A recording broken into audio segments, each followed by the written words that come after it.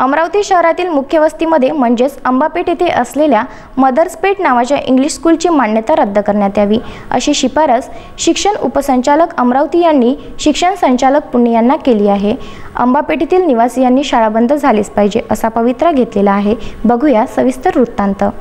संपूर्ण अमरावती शहराचा मध्यभाग म्हणजेच राजकमल चौक आणि या राजकमल चौकाला लागूनच आहे अंबापेठ। हा अंबापेठचा भाग म्हणजे इतिहासकालीन जुनी अमरावतीची मुख्य वस्ती। अशा या अंबापेठ भागामध्ये ज्यावेळी मदर्स पेठ नावाची एक इंग्लिश कॉन्व्हेंट सुरू करण्यात आली होती तेव्हापासूनच ही मदर्स पेठ नावाची इंग्लिश कॉन्व्हेंट वादग्रस्त ठरलेली आहे। सुरुवातीला KG1 KG2 पासून सुरू झालेली ही शाळा हळूहळू आपला विस्तार करीत आज जवळपास ज्युनियर कॉलेज पर्यंत जाऊन पोहोचलेली आहे। सुमारे 700 ते 800 विद्यार्थी सकाळपासून सायंकाळपर्यंत येथे शिक्षण घेण्याकरिता येत असतात। मात्र या शाळेमध्ये कुठल्याही प्रकारची सुविधा ही नाही अशा प्रकारच्या तक्रारी अंबापेठ येथील पालकांनी व अंबापेठेमध्ये निवास करणाऱ्या अनेक निवासिकांनी महानगरपालिका अमरावती, शिक्षण उपसंचालक अमरावती, शिक्षणाधिकारी अमरावती यांच्याकडे तक्रारी दिलेल्या होत्या। ही शाळा बघावयास जरी आपल्याला 3 मजली दिसत असली तरी या शाळेचे बांधकाम हे फार पूर्वी झालेले आहे। शिवाय या शाळेच्या बांधकामाची परवानगी अमरावती महानगरपालिकेने कधीही दिली नव्हती असे सुद्धा अमरावती महानगरपालिकेद्वारा आणि शिक्षणाधिकाऱ्यांद्वारा दिलेल्या पत्रामध्ये नमूद करण्यात आलेला आहे। निवासी बांधकामाची परवानगी काढून त्या ठिकाणी शाळेचे विस्तारित बांधकाम करणे हा कायद्याने गुन्हा आहे। मात्र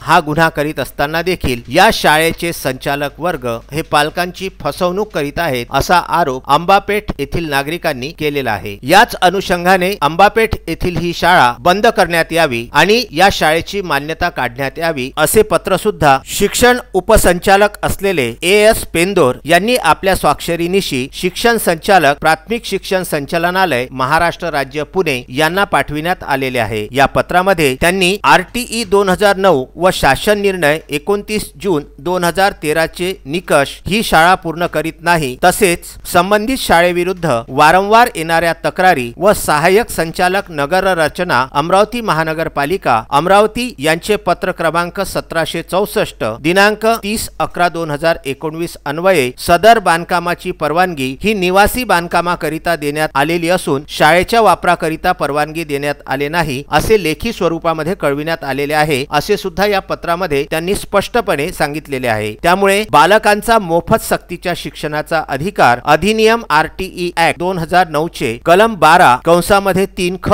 अनुसार संबंधित शाळेची मान्यता काढण्याची शिफारस शिक्षण उपसंचालक अमरावती विभाग अमरावती यांचेकडून शिक्षण संचालक प्राथमिक शिक्षण संचालनालय यांना करण्यात आलेली आहे। मात्र हे पत्र 31 जुलै रोजी विभागीय शिक्षण उपसंचालक यांचे कार्यालयातून पुणे येथे पाठविण्यात आलेले आहे। अमरावती येथे पूर्वीचे माजी शिक्षण उपसंचालक असलेले राम पवार हे आपल्या एका व्यक्तीसह या शाळेची पाहणी करण्याकरिता अंबापेठ येथे 2 ऑगस्टचे दुपारचे वेळी अगदी गुपचूपपणे अमरावती शहरामध्ये संपूर्णपणे जनता कर्फ्यू असताना सुद्धा आले आणि अंबापेठ येथील नागरिकांनी त्यांना विचारणा केली, त्यांना घेरण्यात आले की नेमके राम पवार हे कुठल्या कारणासाठी या शाळेची पाहणी करण्याकरिता आले आहेत, कुठले तरी साटेलोटे बांधून या शाळेची मान्यता पूर्ववत करण्यासाठी काही आर्थिक व्यवहार केला आहे का याची सुद्धा चौकशी करण्यात यावी आणि या शाळेचे संचालक असलेल्या राठी कुटुंबियांविरुद्ध जन आंदोलन छेडण्यात यावे असे सुद्धा अंबापेठ येथील स्थानिक नागरिकांनी म्हटलेले आहे।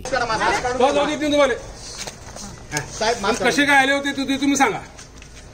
रविवारी कर्फ्यूच्या दिवशी तुम्ही माहिती मिळाली शाळा विकायला काढायची आहे। बरोबर, माझ्या एका मित्राला घ्यायची आहे। बरोबर, त्यांनी फक्त मला सांगितलं की तुम्ही फक्त बिल्डिंग काय आहे ते पाहून घ्या। बरोबर, तेवढं पाहायला आलो। म्हणजे तुम्ही जे शाळेकरताच तुम्ही घेऊन आले का विकती?